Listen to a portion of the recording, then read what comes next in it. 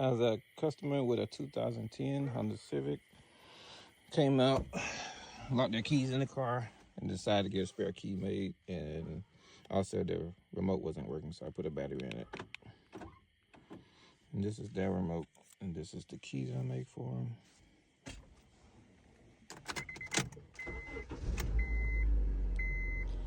And very successful.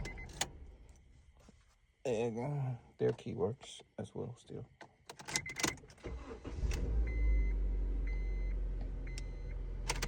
All right, another successful job. 2010 Honda Civic.